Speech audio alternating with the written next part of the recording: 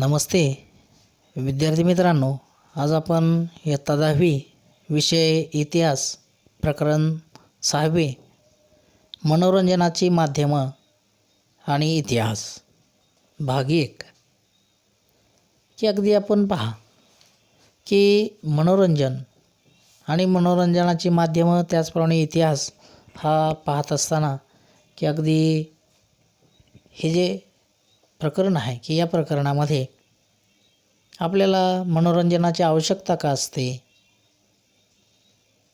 असे ही जी मनोरंजनाची विविध अशा प्रकारची जी माध्यमं आहे ही माध्यमं नेमकी कोणती असतात की मग त्यामध्ये लोकनाट्य असेल, मराठी रंगभूमी असेल, भारतीय चित्रपटसृष्टी असेल की अशा या विविध अशा प्रकारच्या गोष्टींचा विचार आपल्याला या ठिकाणी करायचा आहे.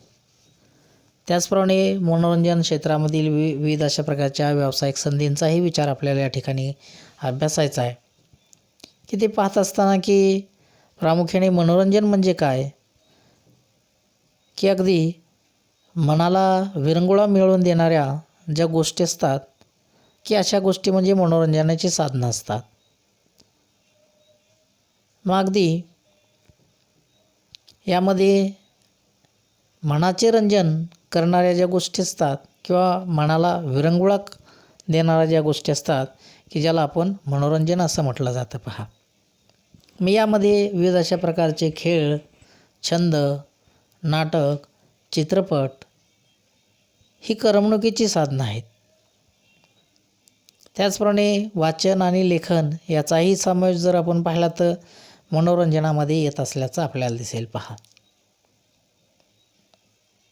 की यामध्ये विविध अशा प्रकारचे उत्सव असतील, मेळे असतील, सण समारंभ, खेळ, नाचगाणे ही प्राचीन आणि मध्ययुगीतील मनोरंजनाची विविध अशा प्रकारची साधनं होती ही आपल्याला सांगता येतील. पहा की अगदी यामध्ये आपण पाहतो की हे जे मनोरंजन आहे की हे मनोरंजन कशासाठी आवश्यक असतं किंवा मनोरंजनाची आवश्यकता कशासाठी आहे, तर अगदी उत्तम अशा प्रतीचं निखळ मनोरंजन हे व्यक्तीच्या निकोप अशा प्रकारच्या वाढीसाठी अतिशय महत्त्वाचं असतं. चाकोरीबद्ध जगण्यातील जो कंटाळा आहे तो कंटाळा दूर करत असताना एक मनाला नवीन अशा प्रकारचं जे चैतन्य आहे हे चैतन्य मिळवून देण्याचं काम मनोरंजन हे नेहमी करत असतं. पहा की जसं ज्यावेळेस आपण नेहमीच्या जगण्यातील कंटाळा आल्याच्यानंतर आपण फ्रेश होण्यासाठी एक मनाला चैतन्य निर्माण व्हावं, ताजेपणा निर्माण व्हावा, शरीराला उत्साह निर्माण व्हावा आणि म्हणून आपण विविध प्रकारचं मनोरंजन हे करत असतो. पहा मग यामध्ये टी व्ही पाहणं असेल, विविध अशा प्रकारचे खेळ खेळणं असेल, गाणे ऐकणे असेल, हे आपण त्या ठिकाणी करतो. म्हणजेच छंद किंवा खेळाची जोपासना आपण ज्यावेळेस करतो त्यावेळेस खऱ्या अर्थाने आपलं जे व्यक्तिमत्व आहे तर अशा व्यक्तिमत्वाचा विकास होत असतो. पहा की भारतामध्ये प्राचीन आणि मध्ययुगीन काळामध्ये विविध अशा प्रकारचे उत्सव, सण सोहळे, खेळ, नाचगाणे अशा प्रकारची मनोरंजनाची साधनं हे आपल्याला मध्ययुगीन काळामध्ये पाहता येतात. पहा आधुनिक काळामध्ये जर आपण पाहिलं तर मनोरंजनाची साधनं आजही या ठिकाणी उपलब्ध आहेत. अनेक विविध अशा प्रकारची मनोरंजनाची साधनं या ठिकाणी उपलब्ध आहेत. मग ते पाहत असताना की मनोरंजनाचे जे प्रकार आहेत ते प्रकारही पाहणं अतिशय गरजेचं आहे. आणि मग ते प्रकार पाहत असताना की एक कृतिशील आणि दुसरं म्हणजे अकृतिशील अशी जी दोन मनोरंजनाची साधनं आपल्याला आढळून येतात. पहा की अगदी कृतिशील रंजन म्हणजे एखाद्या क्रियेमध्ये त्या व्यक्तीचा प्रत्यक्ष शारीरिक किंवा मानसिक अशा प्रकारचा सहभाग ज्यावेळेस असतो त्यावेळेस आपण त्याला कृतिशील रंजन असं म्हटलं जातं. पहा मग यामध्ये हस्तव्यवसाय असेल, विविध अशा प्रकारचे खेळ असतील, हे कृतिशील मनोरंजनाची उदाहरणं आपल्याला सांगता येतील. हे झालं कृतिशील मनोरंजन किंवा रंजन. मग अकृतिशील कशाला म्हणतो आपण? की ज्यावेळेस आपण एखाद्या खेळाचा सामना पाहतो, संगीत ऐकतो, एखादा चित्रपट आपण पाहत असतो, त्यावेळेस ते होणारं जे मनोरंजन असतं ते अकृतिशील असतं. म्हणजे त्याच्यामध्ये प्रत्यक्षपणे सहभाग आपला नसतो. आपण त्यामध्ये फक्त प्रेक्षकाची भूमिका त्या ठिकाणी करत असतो, पाहत असतो. म्हणजेच पहा की कृतिशील आणि अकृतिशील. कृतिशीलमध्ये प्रत्यक्षपणे आपण त्या ठिकाणी कृतीमध्ये सहभागी असतो, तर अकृतिशीलमध्ये आपण फक्त त्या ठिकाणी प्रेक्षकाची भूमिका त्या ठिकाणी बजावत असतो. म्हणजे हा फरक आपल्याला या दोन्ही प्रकारामध्ये त्या ठिकाणी दिसून येतो पहा. आणि मग पहा की या ठिकाणी म्हणलं की ही यादी करूया. मग कुठली यादी करायची? तर मनोरंजनाचे विविध जे काही प्रकार आहे ते प्रकार आपण पाहायचे आणि त्याचं जे वर्गीकरण आहे ते वर्गीकरण करायचं आहे पहा. त्यानंतर करून पहा काय करायचं आहे? तर इतिहास विषयाशी निगडीत कृतिशील आणि अकृतिशील मनोरंजनाचा जो तक्ता आहे तो तक्ता आपण त्या ठिकाणी तयार करायचा आहे पहा. म्हणजे प्रत्यक्ष इतिहासामध्ये आपण प्रत्यक्षपणे सहभाग कुठे असतो किंवा प्रेक्षकाची भूमिका आपली इतिहासामध्ये कुठे असते ते आपण त्या ठिकाणी पाहायचं आहे आणि तशा प्रकारचे जो तक्ता आहे तो तक्ता आपण तयार करायचा आहे पहा. यानंतर पहा की लोकनाट्य म्हणजेच प्रत्यक्षपणे जे मनोरंजनाची माध्यमं आहे की ही मनोरंजनाची माध्यमं कोणती आहेत हे आपल्याला या ठिकाणी पाहत असताना प्रथमतः आपल्याला लोकनाट्य हा प्रकार या ठिकाणी पाहायचा आहे. की पहा लोकनाट्यामध्ये जर आपण पाहिलं तर अगदी या ठिकाणी विविध अशा प्रकार या ठिकाणी सांगितलेले आहेत. त्यापैकी पहिला प्रकार आपण पाहायचा आहे की कठपुतळ्यांचा प्रयोग. पहा की अगदी उत्खननामध्ये सापडलेल्या मातीच्या बाहुल्यांच्या अवशेषावरून प्राचीन ग्रीक, इजिप्शियन आणि भारतीय संस्कृतीमध्ये कठपुतळ्यांचे हे जे खेळ आहेत की हे खेळ होत असावेत असं त्यावरून आपल्याला दिसून येतं. मग भारतामध्ये राजस्थानी किंवा दाक्षिणात्य अशा ज्या बाहुल्या आहेत त्या बाहुल्या बनवण्याच्या 2 पद्धती आहेत. आणि मग अशा या कठपुतळ्यांच्या प्रयोगामध्ये सूत्रधाराचं कौशल्य जर आपण पाहिलं तर ते अतिशय महत्त्वाचं अशा प्रकारचं असतं पहा. मग लहान अशा प्रकारचा रंगमंच त्या ठिकाणी तयार करावा लागतो. रंगमंचावर चांगल्या प्रकारचा प्रकाश असेल, ध्वनी याचा अतिशय सूचक पद्धतीने जो वापर आहे तो वापर त्या ठिकाणी केला जातो पहा. मग यामध्ये छाया बाहुली असेल, हात बाहुली असेल, काठी बाहुली किंवा सूत्र बाहुली म्हणजे असे कठपुतळ्यांचे 4 जे उपप्रकार आहे की हे उपप्रकार पडत असताना आपल्याला आढळतात पहा. म्हणजेच की अगदी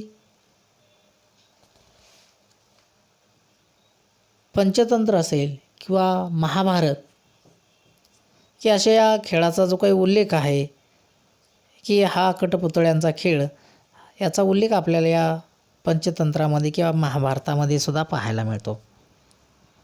की अगदी प्राचीन भारतामध्ये अशा प्रकारच्या ज्या बाहुल्या आहेत तर या बाहुल्या बनवण्यासाठी विशेषतः लाकूड, लोकर, कातडे, सिंग आणि हस्तिदंत यांचा जो काही वापर आहे तो वापर त्या ठिकाणी करत असत.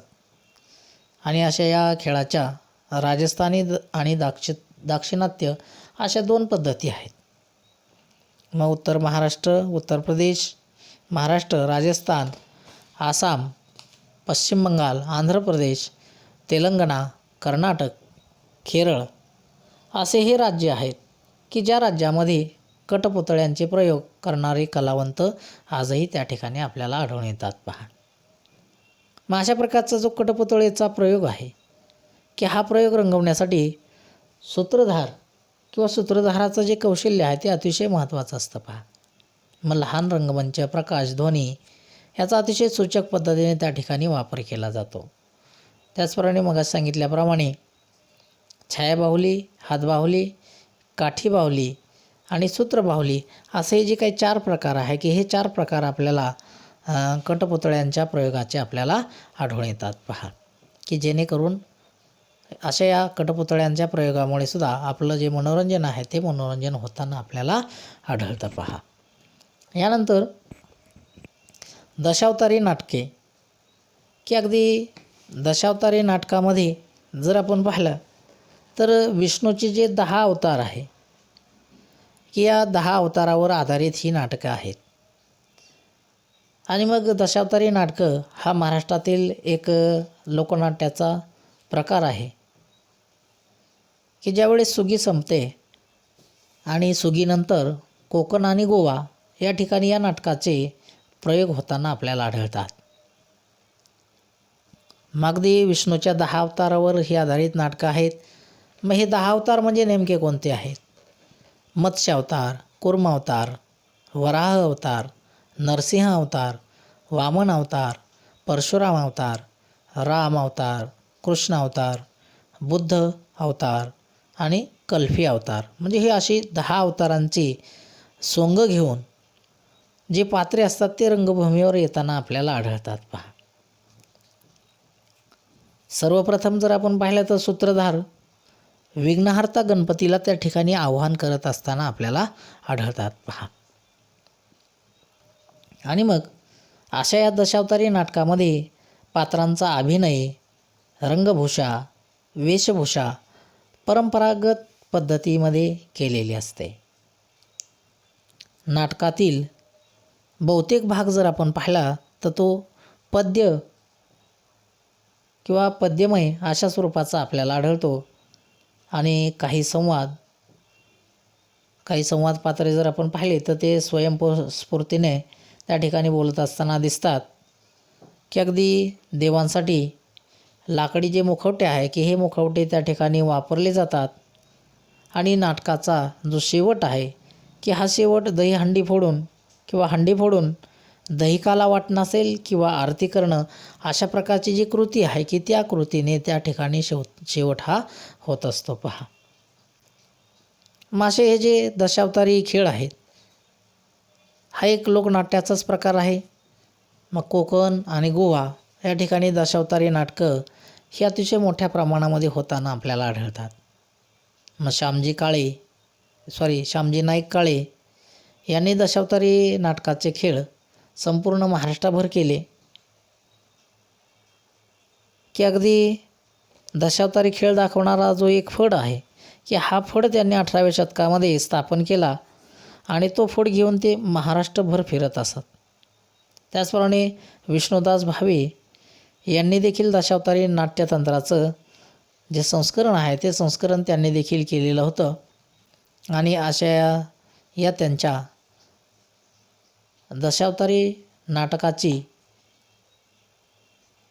ही पौराणिक अशा प्रकारची जी काही नाटकं आहेत ती नाटकं त्या ठिकाणी ते सादर करत असत. आणि त्यामुळं मराठी नाटकाची जी पूर्वपीठिका आहे ती दशावतारी नाटकापर्यंत पोहोचल्या जाते. पहा यानंतर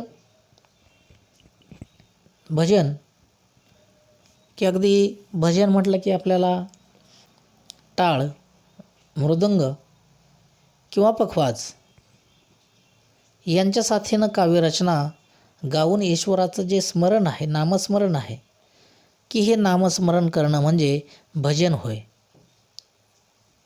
की अगदी अशा या टाळ, मृदंग किंवा पखवाज या वाद्याच्या साथीमध्ये ईश्वर गुण वर्णनपर त्याचप्रमाणे नामस्मरणपर जे काव्यरचना आहे की या काव्यरचनाला आपण भजन म्हणतो. आणि मग अशा या भजनाचे 2 प्रकार पडतात की अगदी चक्री भजन आणि सोंगी भजन. मग चक्री भजन म्हणजे काय तर न थांबता चक्राकार फिरत भजन म्हणणे. आणि सोंगी भजन म्हणजे देवभक्तीची भूमिका घेऊन संवाद स्वरूपामध्ये भजन म्हणणे. पहा की अगदी अलीकडच्या काळामध्ये जर आपण पाहिलं तर संत तुकडोजी महाराजांनी खंजिरी भजन हेही लोकप्रिय केलेलं आहे. की अगदी हलगी किंवा टिमकीसारखं अशा प्रकारचं वाद्य की ज्याला आपण खंजिरी म्हणतो, हेही लोकप्रिय केलेलं आहे. उत्तर भारतामध्ये संत तुलसीदास, कबीर, सूरदास, मीराबाई यांची भजनं, तर कर्नाटकामध्ये पुरंदरदास, बोधेंद्र गुरुस्वामी, त्यागराज यांच्या ज्या रचना आहेत त्या रचना भजनामध्ये गायल्या जातात. संत नरसिंह मेहता यांनी गुजरातमध्ये भक्ती संप्रदायास चालना दिलेली आहे. वारकरी संप्रदायानं जर आपण पाहिलं तर भजनाला एक अतिशय चांगला अशा प्रकारचं वैभव प्राप्त करून देण्याचं काम केलेलं आहे. संत नामदेवांनी भजन कीर्तनाला खऱ्या अर्थाने प्रोत्साहन देण्याचं जे काम आहे की हे कामही त्यांनी केलेलं आहे. म्हणजेच जर आपण पाहिलं तर एकंदरीत वारकरी संप्रदाय की अशा या संप्रदायाने नामस्मरणाचा प्रकार म्हणून भजनाला जे वैभव आहे ते वैभव खऱ्या अर्थाने प्राप्त करून देण्याचं काम केलेलं आहे. पहा, यानंतर पहा की आपल्याला म्हटलं आहे की हे करून पहा की काय आहे की तुलसीदास, सूरदास, मीराबाई आणि कबीर या संतांची भजनं ऐका आणि ती संगीत शिक्षकांच्या किंवा जाणकारांच्या मदतीनं समजून घ्या. पहा की आपण अनेक वेळा इंटरनेटच्या माध्यमाद्वारे आपण जर तुलसीदास, सूरदास, मीराबाई किंवा कबीर यांची भजनं म्हटलं तर लगेचच आपल्याला ते इंटरनेटच्या माध्यमाच्याद्वारे आपण ती ऐकू शकतो आणि त्यांचा भावार्थही समजून घेऊ शकतो. पहा त्यानंतर कीर्तन हा जो मनोरंजनाच्या माध्यमाचा प्रकार आहे तो आपल्याला या ठिकाणी पाहायचा आहे. की अगदी परंपरेनुसार कीर्तन परंपरेचे आद्य प्रवर्तक जर कोणाला म्हटलं जात असेल तर ते नारद मुनींना म्हटलं जातं. संत नामदेवांना महाराष्ट्राचे आद्य कीर्तनकार असं मानलं जातं किंवा म्हटलं जातं. आणि मग त्यांच्यानंतर जर आपण पाहिलं तर अन्य जे काही संत आहे की अशा या संतांनीसुद्धा कीर्तन या परंपरेचा जो प्रसार आहे तो प्रसार केलेला आपल्याला आढळतो. पहा की जसं कीर्तनकाराला हरिदास किंवा कथेकरी बुवा असंही म्हटलं जातं. आणि मग अशा या कीर्तन करणाऱ्यास पोशाख, विद्वत्ता, वक्तृत्व, गायन, वादन, नृत्य, विनोद याकडं प्रामुख्याने लक्ष द्यावं लागतं. पहा की अगदी कीर्तनकाराच्या अंगी बहुश्रुतता असावी लागते. पहा की अगदी हरिदासी कीर्तनामध्ये हरिदास किंवा कथेकरी बुवाच त्या ठिकाणी आख्यान, पदगायन याची जबाबदारी सांभाळताना दिसतात. तर जे वारकरी कीर्तनात टाळकऱ्यांचा जो काही सहभाग आहे की हा सहभाग आपल्याला त्या ठिकाणी आढळून येतो. पहा की जसं की यामध्ये माहिती करून घ्या म्हटलं आहे की कीर्तनाच्या नारदीय किंवा हरिदासी आणि वारकरी अशा या प्रमुख परंपरा आहेत 2. आणि मग हरिदासी कीर्तन एक पात्री प्रयोगासारखं आपल्याला आढळून येतं. मग अशा या कीर्तनामध्ये पूर्वरंग आणि उत्तरंग हे आपल्याला त्या ठिकाणी आढळतात. मग नमन, निरूपणाचा अभंग आणि निरूपण याला पूर्वरंग आणि उदाहरणादाखल एखादं आख्यान सांगणं याला उत्तरंग असं म्हटलं जातं. पहा मग अशा या वारकरी कीर्तनामध्ये प्रामुख्याने सामूहिकतेवरती भर दिला जातो आणि कीर्तनकारांबरोबर टाळकऱ्यांचा जो सहभाग आहे हा सहभाग अतिशय महत्त्वाचा मानला जातो. पहा की अगदी स्वातंत्र्य चळवळीच्या काळामध्ये राष्ट्रीय कीर्तन नावाचा एक जो प्रकार होता तो प्रकार पुढे आला होता. आणि मग अशा प्रकारचं हे जे कीर्तन होतं ते नारदीय कीर्तनाप्रमाणेच त्या ठिकाणी सादर केलं जायचं की ज्यामध्ये स्वातंत्र्य चळवळीतील नेते, शास्त्रज्ञ, समाजसुधारक अशा थोर लोकांच्या चरित्राच्या आधारे समाज प्रबोधन करण्यावर खऱ्या अर्थाने भर दिला जायचा. आणि त्याची सुरुवात जर आपण पाहिली तर ती वाईचे दत्तोपंत पटवर्धन यांनी खऱ्या अर्थाने पूर्वीच्या काळी केलेली होती. पहा त्याचप्रमाणे महात्मा ज्योतिराव फुले यांनी सत्यशोधक समाज की अशा या सत्यशोधक समाजाने सुद्धा कीर्तनाच्या माध्यमामधून समाज जागृती करण्याचं जे कार्य आहे हे कार्य खूप मोठ्या प्रमाणावर केलेलं आहे. त्याचप्रमाणे संत गाडगे महाराज की त्यांनी देखील सत्यशोधकी कीर्तनाशी आपलं जे काही नातं आहे ते नातं जोडलेलं होतं. मग जातीभेद निर्मूलन असेल, स्वच्छता, व्यसनमुक्ती असे हे जे काही विषय आहे की जे समाजामध्ये अतिशय महत्त्वाचे अशा प्रकारचे विषय असतात की अशा या विषयावरती त्यांच्या कीर्तनामधून लोकांचं प्रबोधन करण्याचं कार्य ते देखील करत होते. पहा, यानंतर पहा की पुढचा मनोरंजनाचा प्रकार आहे ललित. की अगदी ललित कशाला म्हणायचं आहे, तर हा महाराष्ट्रातील एक मनोरंजनाचा एक जुना प्रकार आहे की ज्याला ललित असं म्हटलं जातं.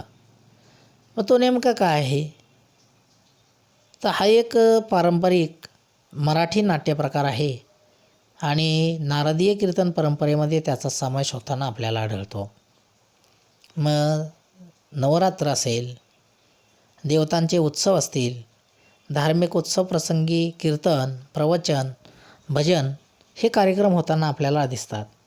आणि मग शेवटच्या दिवशी पहाटे उत्सव देवता सिंहासनावरती बसलेली आहे असं मानून तिच्या दरबारामध्ये 18 पगड जातींची सोंग हजेरी लावतात आणि मागणे मागतात.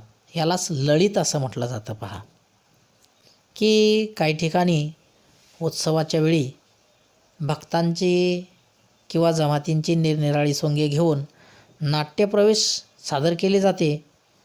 मग ललितामध्ये कृष्णकथेबरोबरच रामकथा आणि भक्तकथासुद्धा त्या ठिकाणी आपल्याला आढळून येतात. अशा या सोंगांच्या माध्यमामधून वेदांत तत्त्वज्ञान हे श्रोत्यांच्या मनावर बिंबवण्याचं काम ललिताच्या द्वारे त्या ठिकाणी केलं जातं. पहा की पहा या ठिकाणी एक ललिताचा जो काही प्रकार आहे तो प्रकार आपल्याला सांगितलेला आहे की जसं कोकण आणि गोवा या भागामध्ये ललित हा प्रकार आपल्याला प्रामुख्याने दिसून येतो, त्याचप्रमाणे तो महाराष्ट्रामध्येही आहे. की जसं ज्याला जे हवे असेल त्याला ते मिळो, सगळा गाव आनंदाने पुढच्या ललितापर्यंत नांदो, आपापसातले कलह ललितात मिटो, कोणाच्याही मनात किलमिश न उरो, निकोप मनाने व्यवहार चालवत, सदाचरणाने समाज वागो. म्हणजे अशा प्रकारचं जे काही मागणं आहे की हे मागणं त्या ठिकाणी केलं जातं. आणि त्यानंतर भारूड की अगदी आध्यात्मिक आणि नैतिक जे शिकवण आहे की ही शिकवण देणारं मराठीतील रूपकात्मक जे गीत असतं की ज्याला आपण भारूड असं म्हणतो. पहा, आणि मग भारूड हे पथनाट्याप्रमाणे प्रयोगशील असतं. महाराष्ट्रामध्ये जर आपण पाहिलं तर संत एकनाथांची भारुडं यामध्ये खूप विविधता आपल्याला आढळते, नाट्यात्मकता आपल्याला आढळते आणि विनोद त्याचप्रमाणे गेयता यामुळे ही जी एकनाथांची भारुडं आहेत की ही महाराष्ट्रामध्ये अतिशय लोकप्रिय अशा प्रकारची झालेली आहे.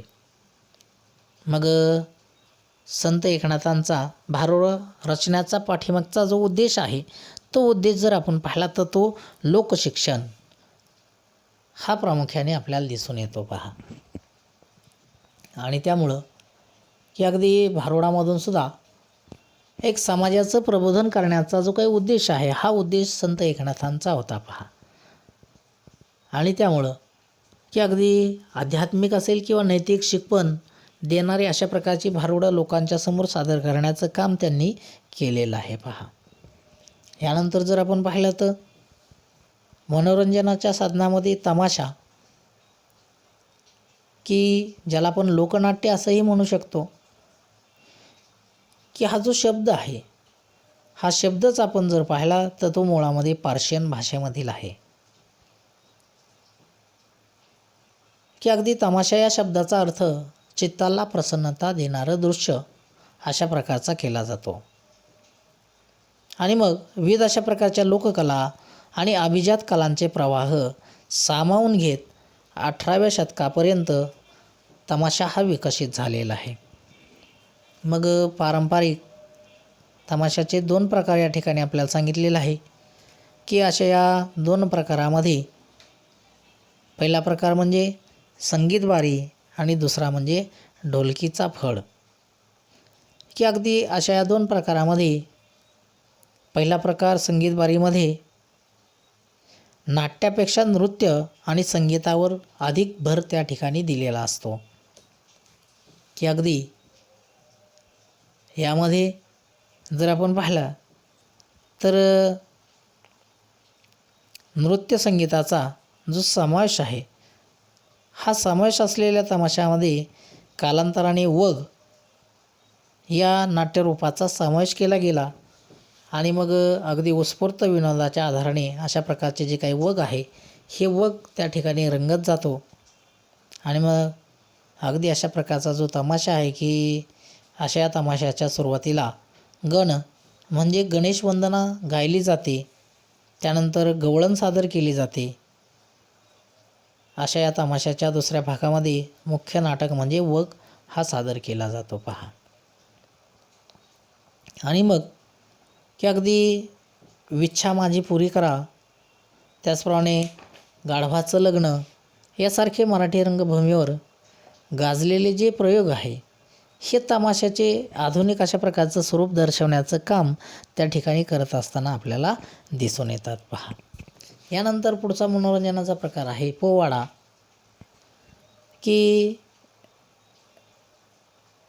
गद्यपद्य मिश्रित सादरीकरणाचा एक प्रकार की जो पोवाडा आहे. आणि मग पोवाडे हे वीररसपूर्ण असतात पहा. की अगदी यामध्ये अज्ञानदासाचा अफजल खानाचा वध अशा प्रकारचा पोवाडा असेल किंवा तुळशीदासाने रचलेला सिंहगडच्या लढाईचा पोवाडा असेल की हे पोवाडे प्रसिद्ध असल्याचे आपल्याला दिसून येतात पहा. की अगदी पोवाडा हा एक गद्यपद्य मिश्रित अशा प्रकारच्या सादरीकरणाचा प्रकार आपल्याला आढळतो. की अशा या पोवाड्यामध्ये शूर स्त्री किंवा पुरुषांच्या पराक्रमाचं आवेशयुक्त त्याचप्रमाणे स्फूर्तिदायक अशा प्रकारच्या भाषेमध्ये कथन करण्याचा प्रकार म्हणजेच पोवाडा. की अगदी छत्रपती शिवाजी महाराजांच्या काळामधील विविध अशा प्रकारचे पोवाडे असतील किंवा आपल्याला माहीत आहे छत्रपती शिवाजी महाराजांवरती रचलेले पोवाडे, संभाजी महाराजांवरती रचलेले पोवाडे किंवा तानाजी मालुसरे असतील किंवा आणखी इतर राजे लोकांवरती रचलेले जे काही पोवाडे आहे की ज्यामुळे आपल्याला त्यांचे जे पराक्रम आहे की हे पराक्रम आपल्याला त्या ठिकाणी पोवाड्यांच्या मार्फत लोकांपर्यंत पोहोचवण्याचं कार्य हे केलं जातं पहा. आणि मग की ब्रिटिशांच्या काळामध्ये उमाजी नाईक असेल, चाफेकर बंधू, महात्मा गांधी यांच्यावर देखील विविध अशा प्रकारचे पोवाडे रचलेले आहेत. आणि मग अशा या संयुक्त महाराष्ट्र चळवळीच्या काळामध्ये अमर शेख असतील किंवा अण्णाभाऊ साठे आणि गवाणकर असे ही जी शाहीर मंडळी आहे की अशा या शाहीर मंडळींनी रचलेल्या पोवाड्यांनी संपूर्ण महाराष्ट्र गाजवलेला आहे. की संयुक्त महाराष्ट्राच्या चळवळीमध्ये अतिशय मोठ्या प्रमाणामध्ये पोवाड्याच्या माध्यमामधून जनजागृती घडवून आणण्याचं जे कार्य आहे की हे कार्य अशा या शाहिरांनी केलेलं आपल्याला आढळून येईल पहा. आणि त्यामुळं की अगदी जर आपण पाहिलं तर पोवाडा हे सुद्धा एक माध्यम अतिशय महत्त्वाचं अशा प्रकारचं आहे की घडलेल्या प्रसंगातील नाट्य आणि वीर पुरुषांच्या गुणांचं स्तुतीपर जे वर्णन असतं की हे वर्णन करणारी वीररसयुक्त अशा प्रकारची रचना ही या पोवाड्यामध्ये प्रामुख्याने असते. मग पोवाडा रचणारे आणि गाणारे की ज्यांना आपण शाहीर असं म्हटलं जातं आणि मग अशा या शाहिरांनी लिहिलेल्या काव्यरचनांना कवने असे म्हटलं जातं पहा. आणि मग अशा या पोवाड्यांची रचना जर आपण पाहिली तर ही प्रामुख्याने छत्रपती शिवाजी महाराजांच्या काळामध्ये झाली आणि मग उत्तर पेशवाईमध्ये त्याला अधिकच बहर येत गेला पहा. मग होनाजी बाळा असतील, रामजोशी असतील, प्रभाकर, अनंत फंदी असे अनेक प्रसिद्ध अशा प्रकारचे शाहीर या काळात होऊन गेल्याचं आपल्याला माहिती आहे की अशा या शाहिरांनी पोवाड्यांबरोबरच विविध अशा प्रकारच्या लावण्या रचण्याचंही काम केलेलं आहे. आणि अशी ही शाहिरांची परंपरा आधुनिक काळामधील आत्माराम पाटील, खामकर, साबळे, विठ्ठल उमाप यांच्यापर्यंत चालू असल्याचं आपल्याला दिसून येतं. पहा तर पहा विद्यार्थी मित्रांनो, आज आपण पहिल्या भागामध्ये या ठिकाणी थांबणार आहोत. धन्यवाद.